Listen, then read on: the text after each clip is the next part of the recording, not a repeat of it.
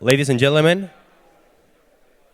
hi everyone, and welcome to the immersion in the world of the real estate.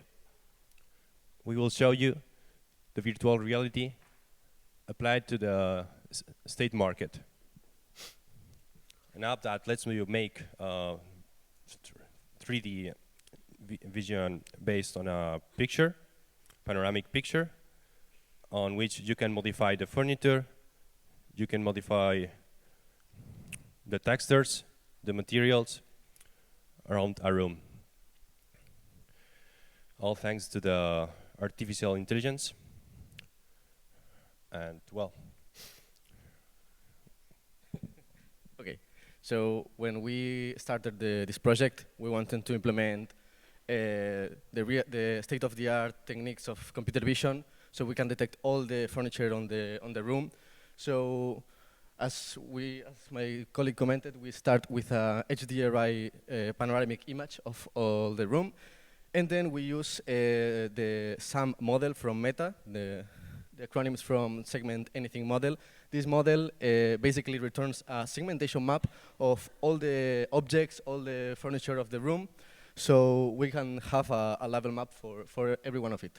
The thing is that we don't want all the information. We want specific information. So that's when the REST-B AI API comes into game. So basically, with the REST-B API, we select the centroids of the objects that the people from REST-BI think that is more important for the real estate applications. So basically, we filtered the segment anything model with the centroids of the real interesting objects of the API. And once we have the object segmented, we can proceed to create the virtual environment. For this, we reproject the image, and also we compute the depth map, as you saw before, with the Meta, like the Dino neural network, that it's able to recreate the depth of the image with the use of artificial intelligence. So this allows us to have a virtual environment that is more realistic, and that allows us to make a better selection when we are segmenting the models. Here, my colleague is having the headset. He's on a room, and he's moving with his headset, and he's able to select the different objects that are in the room. Once he has selected one of the objects, he's able to open a menu, like a banner that that has some different alternatives to choose between texture, colors, and when he clicks, he's able to change, for example, the color of the floor. So now we can see the building with different floor. So if we are in a showroom where we have different houses to sell, we can customize the houses to the like of each client. And also it is good if we have a project of rebuilding of a house, so we want a new thing to be built, so we can create that.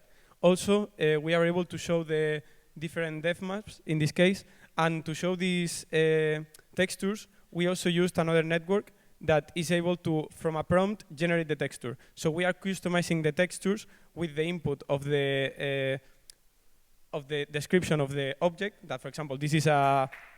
Oh, okay.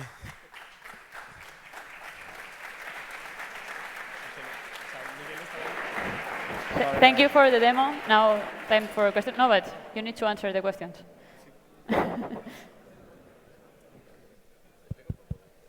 Hello.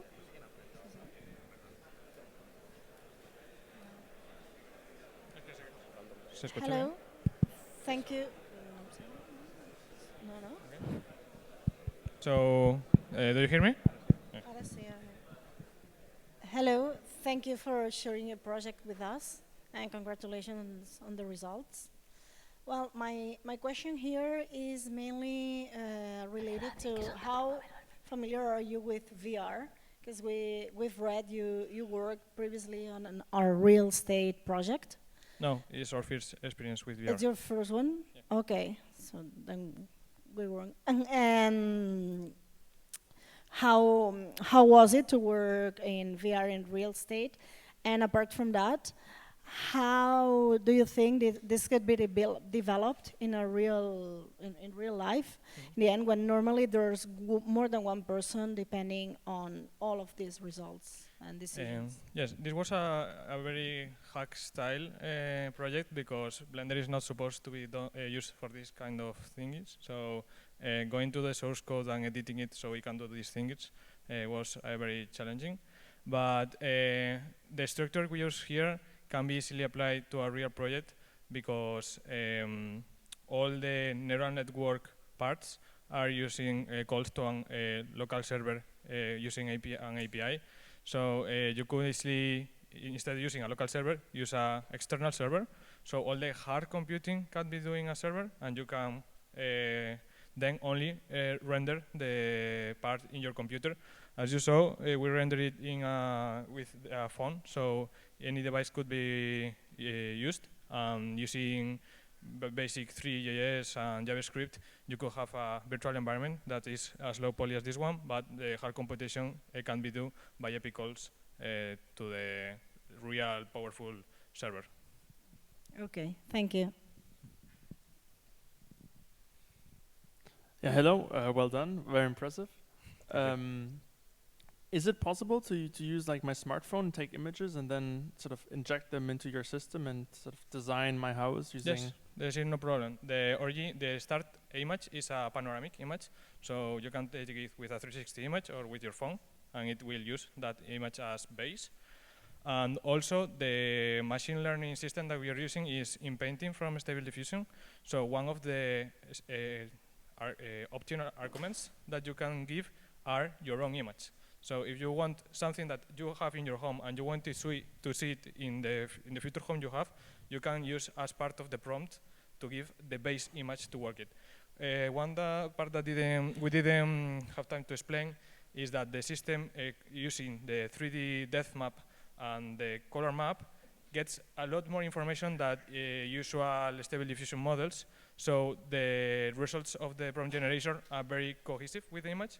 So that part where the beds got black, if we waited a little bit more, we could see the texture being generated. And with high resolution images, you couldn't even be able to differentiate between that texture that is going to be applied and the original image, but with your style. Okay, thanks.